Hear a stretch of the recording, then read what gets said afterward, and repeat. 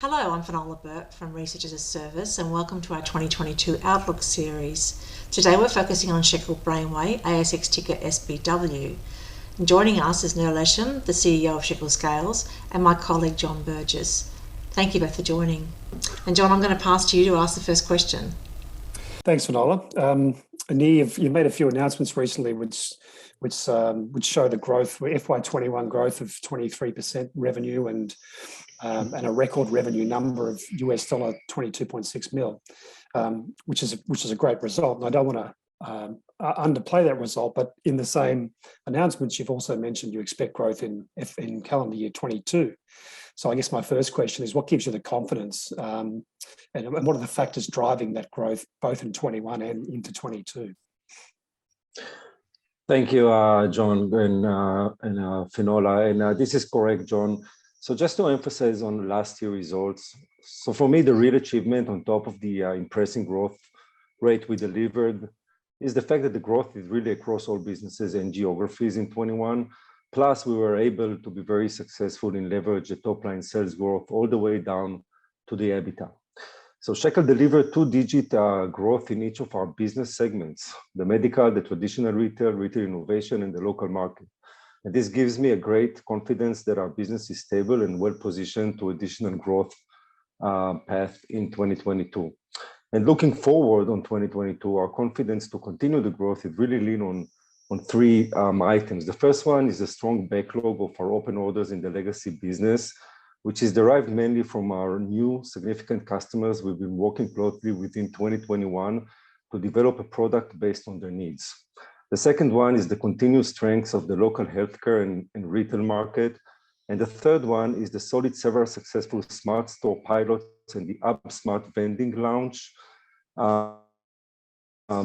unit that we developed and we successfully launched to the market last year. And we accomplished last year few strong pilots, which is now translating into POs and projects. So our technology is now really ready for a full commercialization, and we see growing demand in our pipeline. So although three gives us great confidence that we are well positioned to continue growth next year, and actually in the same great road that we delivered this year. And I'd be interested to hear from you of the new products you have in the market. Which do you see having the shorter sales cycle, i.e. quicker payback, and which do you think have a longer gestation? So this is a great question, Finola. And obviously out of the new product we developed, the App Smart Vending Unit is a short sales cycle product and also easy to duplicate for a second and third order, or from one operator to another, or second and third operator.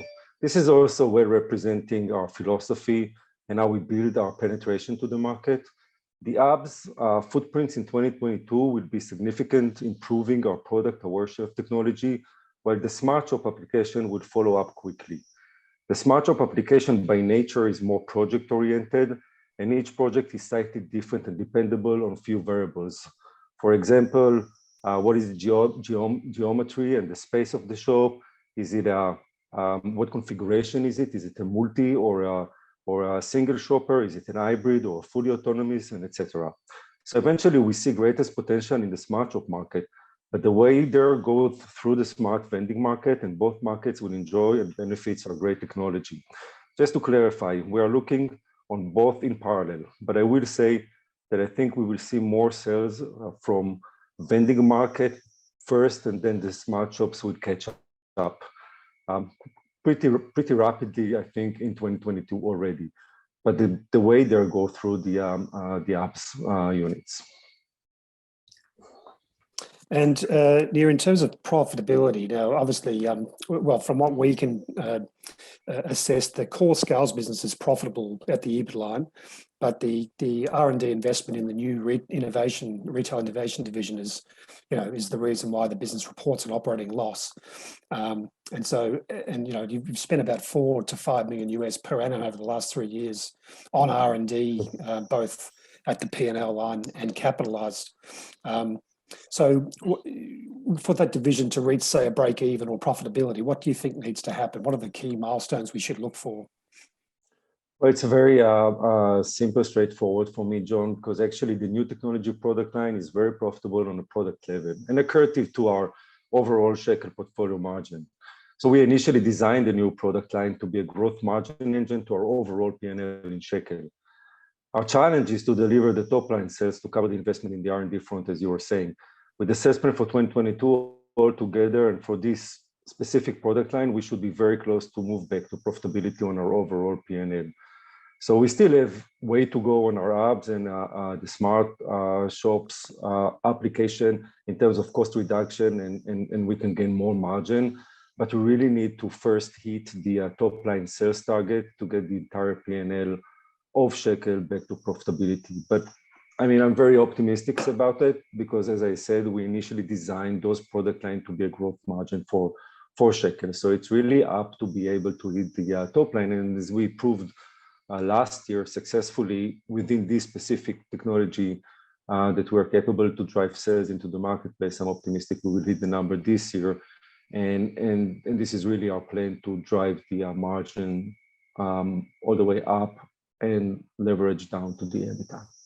Sales have increased over the last 2 years in that division from a sort of mid 300s to about 900 this year, I think, Correct. US dollars. So you're demonstrating that progression. So it's just a matter of continuing that progression and covering your costs. Yeah. Correct, right. So that's true. So we're expecting and excited to drive another good year for Shekel. Again, as I said initially, I have a great confidence just looking at our entire businesses growing up significantly last year, which was not an easy year for the market in general, and a lot of issues around transportation, shortage in components, so on and so forth. I mean, COVID was part of some of the difficulties to drive some of our products outside to the marketplace. But I'm confident with the growth platform that we have in place and some of the projects and the strong pipeline that we have, that we will be able to hit the number, and looking forward for 2022. Well, we're looking forward to catching up through the course of 2022 to see how Shekel Brainweigh progresses its opportunities. Thank you for joining us today, Nir Lesham from Shekel Brainweigh, and John Burgess from Research as a Service. Look out for future interviews in our 2022 Outlook series. Thank you, Finola. Thank you, John.